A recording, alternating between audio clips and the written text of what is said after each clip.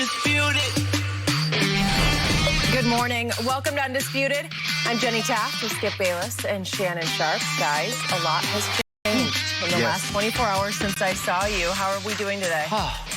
Man, this 2020 will not leave us alone. It's always something, and last night was the most stunning of all.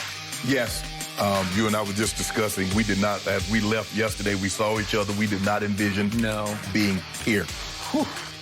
Okay. Well, throughout the show, I'll do my best to keep everyone updated if any new developments do come up. But right now, let's just catch everyone up to speed with what happened yesterday in the NBA. The Bucks' decision to boycott Game 5 for the shooting of Jacob Blake sparked boycotts from all other NBA teams that were set to play last night. Bucks guard George Hill said, quote, "We're tired of the killings and the injustice." There was also a players' meeting last night where the Clippers and Lakers reportedly voted to not continue the remainder of the season. They were the only teams to do so, and meetings will continue this morning at 11 Eastern time. So, Shannon, I'll start with you. Your reaction to everything that happened yesterday and last night. Skip, what I gather is that the NBA players saying this is not business as usual. They said, although we appreciate taking down a few monuments, renaming a few schools, a few buildings, taking these Confederate generals' names off of military establishments, Skip, but right now, we need more substance than symbols. And while these symbolic gestures may placate some, it's not nearly enough. You see, Skip, they say, what's important to you? And we're starting to see these things that are important to you is becoming distracting from the greater view of things. It's because we went down here and we have Black Lives Matter t-shirt and how many more and say her name. And as we say her name, there's another name that needs to be added to the list. And there's another name that needs to be added to the list. And how many more? That's the question they keep asking. How many more? And they just watched Jacob Blake, 7 shots to the back. And then they watched someone come from another town with a long gun and gunned down 2 people, tried to surrender, and the police like, let him go. He gone right on through. Although they did finally go arrest him. Yeah, finally go arrest him. But Skip, see, when people see this, though, Skip, this is the problem that they have. They see a young Tamir Rice with a toy gun, and they see the police roll up on the scene, and in 12 seconds, he's dead. He's 12. And they see this young man here have the AR-15 running through the streets. He has on gloves, and they wait till the next morning to go arrest him. They're like, what, how? Yep. It is so, I am so proud of the NBA players, Skip. I'm so proud of them. But this is not what they signed up for. A lot of these guys work their entire lives to be in this position. We don't know if and when who will get back to the playoffs, Skip. This might be their one shining moment. And they were willing to sacrifice it. This is not a preseason, Skip. This is not an exhibition. They put a hold to the playoffs. They said, look, we're going to have a conversation. I'll get to LeBron in a minute. And it says, Skip, we put people in office.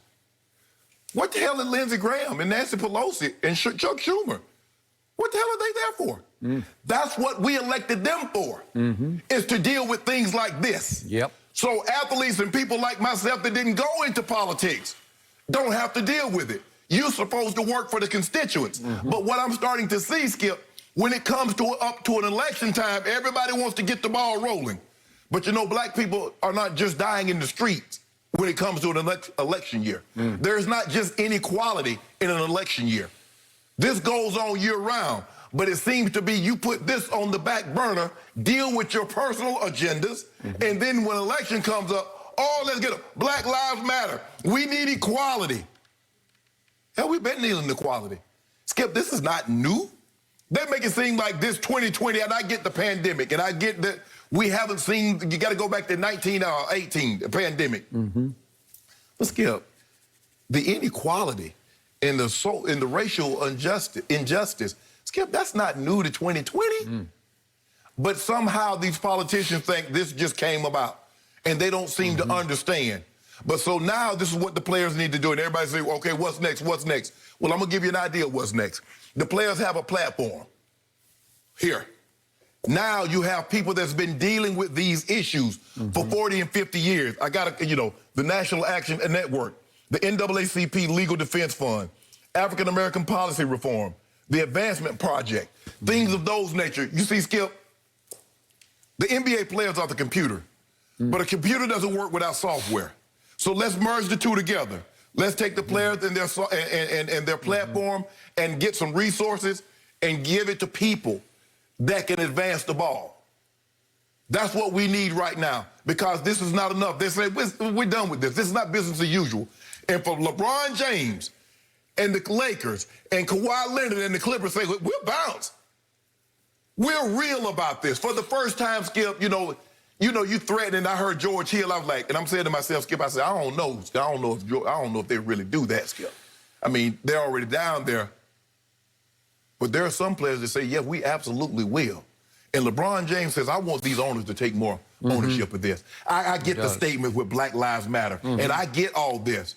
But we want you to get those contacts. Skip, when you build these fancy arenas and how you go to the local and state level politicians and get things done, how the NFL, when they want to build these new fancy stadiums, how they go to the local politicians and state politicians and get these things done, these big dollar donors, that's what we want. You say you care about us. You say you care about these issues. Now we want you to put your money where your mouth is. We want to see no more lip service, no more symbols, substance. Yep. Okay, gut feeling before I take the floor. Season or no season? Finish or no finish? I'm 50-50 right now. I'm 50-50. Okay. Because as Udonis... We got a long show. We may know more here in the next hour or two. As Udonis Haslam said, if the Clippers and Lakers leave, what are we staying for? Well, it sounds like the Bucks could be right there also, so that would be the top three teams, odds makers teams, exactly. Right? And that would basically take the heart right out of the playoffs, right? Adam Silver would. If that were to happen, if the Bucks, Lakers, and Clippers pack up and go, he's shutting it down. Obviously, we don't want to see that happen. No. But let me first say, I loved what the Milwaukee Bucks did. It took me a little by surprise.